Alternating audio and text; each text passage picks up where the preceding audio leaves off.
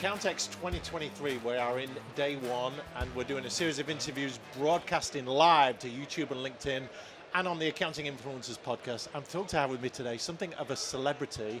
It's former Premier League footballer Marc Pugh. Good day, sir. Good day, how are you? We're doing great. What brings you here, Marc? When I retired from football, I wanted to make the world a healthier, happier place, and it was my duty, I felt. It's the biggest buzz after scoring a goal in football to me. I work with one-to-one with clients and I set them personalised fitness and nutrition plans, and just getting people to eat healthily, move more, it's a massive why in my life, and I want to try and encourage accountants, bookkeepers, no matter what job we've got in life, we want to feel healthy. We want to go into our role, whether it's an athlete, whether it's an accountant, and you want to feel mental clarity, you want to be able to perform optimally, and I want to encourage people to do that, so that's why I'm here. Now, this is an international show. You're an international face. You played all over the world. You played football your whole life. Premier League football, aside from perhaps playing for England, that's the pinnacle of a soccer career, isn't it? Yeah, when I got my first pair of football boots at 4 years old, I used to just see myself playing against my heroes, Giggs and Cantona back in the day. Sure. And I wanted to play in the Premier League, and I had to deal with a lot of setbacks along the way. Got released twice, told it wasn't good enough. But from the conference, getting to the Premier League, you look back and you think, that was the easy bit, but it's staying at that top level because the athleticism in the Premier League these days are absolutely incredible. So I wanted to stay there for as long as possible and test myself against the best in the world. A football career is short, but you focus on nutrition now. It is the way these days that you can prolong your career and compete at a high level, I guess, in anything, be it accounting or sport, by fueling yourself right and taking the right stuff in. Would that be fair? Definitely, because up until the age of 25, 26, I wasn't educated. We got promoted to the championship with Bournemouth, and I did a diploma, an 18-module diploma on nutrition, fueling for performance, recovery. Were you eating pizza and chips before then? I weren't eating quite as bad as that, but if I'd scored a couple of goals, I'd treat myself to a Chinese on a Saturday. Or a drink, or... I was never a big drinker, right. But again, you've got a game on a Tuesday. If you're adding to that inflammation by eating the wrong food Saturday, Sunday, you get into Tuesday, and as an athlete, you're not recovered properly because you're burning so many calories. You need to get the macronutrients back in your body, proteins, fats, carbs, and getting that balance right makes a huge difference, and it really did when I started taking it seriously at 26. Well, you've created a brand called the Foodie Footballer, haven't you? Just to educate people on the importance of nutrition. Tell us about how you're building that brand. Yeah, so the Foodie Footballer, I moved to QPR. I was 33 at the time, 2019, and I just set up an Instagram. I was trying to create, recipes and encourage people to eat healthily, and it just seemed to grow and grow, and I got quite a big following. I never envisioned going into business with it, but then everyone just said to me, look, TFF, the Foodie Footballer, it just sounds right. And then I just went on, and I just want to take it, like with my football. I started off at the bottom and I want to work my way up and just try and help as many people as I can.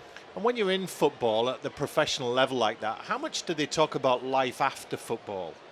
Yeah, I mean, it wasn't as much spoken about when I was younger, but now it's becoming more and more common because players' shelf life is getting less and less because the intensity levels of the game are just going through the roof. Right. And it takes its toll. You get a lot of players now retiring at 32, 33 as opposed to 37 and 39. So, I mean, you've just got to be proactive rather than reactive. And I probably set, my page up a little bit later than I should. I should have thought about it a little bit sooner.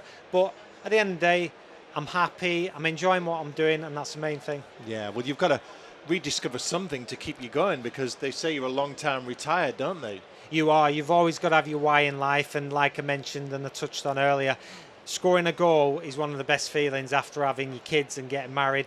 But this is, when one of my clients came to me, I think it was about 6 months ago, he said, it's been 3 weeks, I've not had a cigarette, I've stopped smoking just because my body feels cleaner, and if you're putting the right things in your body, then you're going to feel better about yourself. You're making a difference.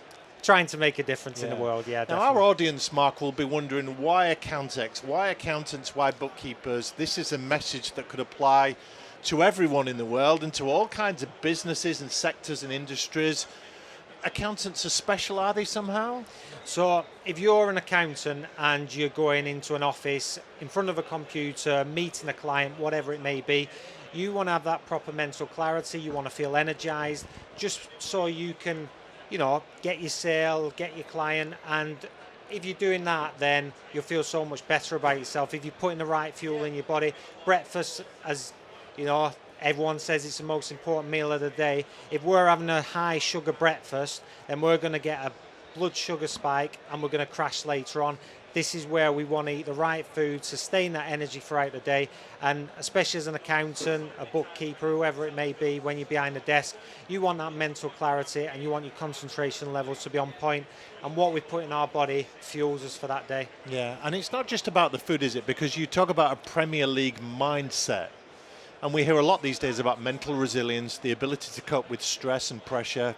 Accountants, as much as anyone, particularly at certain times of the year, are under huge pressure to deliver, huge expectations from their clients. So talk to us a little bit about the mindset and what a Premier League mindset is. Yeah, life's a roller coaster, it really is. And on one side of the spectrum and the other, we've got fear, we've got failure. And on the other side, we've got success, we've got, belief. And we want to be on the right-hand side with belief and success as much as possible. Being able to turn a setback into a comeback and have the right mindset, no matter how bad a day you got.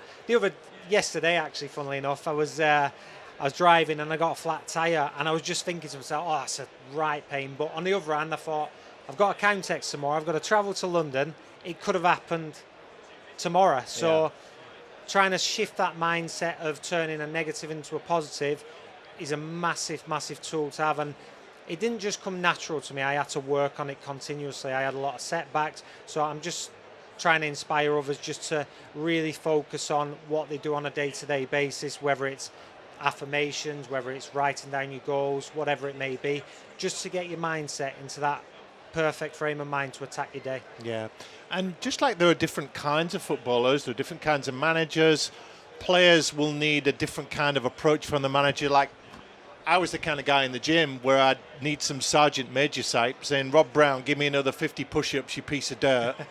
My wife would want to do her own thing in a Lycra and go on the machines, and if you shouted at her in the morning, she wouldn't listen to you, get a slap. So different kinds of players, different kinds of coaching techniques. When it comes to mental resilience and that mindset, are there different approaches for different individuals and personalities? Yeah, for some people you need to show empathy, some people need pushing a little bit more, and it just depends on that individual. You've got to try and work out the character, because some of the managers I've had, Eddie Howe was brilliant at it.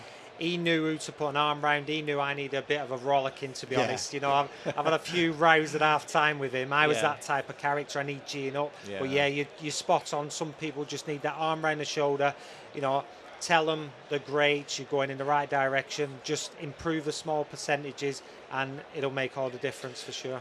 You mentioned Eddie Howe, and coaching is so important. We get so close to what we do ourselves, we can't see what's right for us. People need coaches and mentors and people to speak into their lives. You coach people now, don't you, and mentor people and give them the perspective that they can't get for themselves because they're too close to it. Yeah, it's the accountability. I mean, I like to message people a lot, my clients especially. It's like, right, have you done this today? Have you had your lime, lemon, salt water, whatever it may be? Have you had your ginger shot? I think it's really important that you get them first and foremost to hold themselves accountable. But if you're honour them in the right manner, then you're going to see results, whether it's weight loss or whether it's, quitting smoking, whether it's detoxifying your body. There's so many elements to it, and if you do things in the right manner, depending on the individual, then I believe you'll see results. Yeah, and last question, Mark. It's been great talking to you today. What's the outcome for this new career for you? Where do you want it to go? Because this is your life now, isn't it? Yeah, I mean, like I mentioned, I want to help as many people as possible, but I would love to go into businesses and help create a healthier environment to help them achieve success, because at the end of the day, if someone working for you is feeling good, going into work, they've got the mental clarity, they're feeling energized, they've done a little workout in the morning, they've eaten the right breakfast, then they're going to perform better and you're going to get that better sale, you're going to get an extra, 10 clients a week, whatever it may be, and it'll make a huge difference to the environment, I think. Well, Marc Pugh, it's been a privilege talking to you today. Thank you so much for your time and your passion. Thank you, appreciate that. Cheers, mate.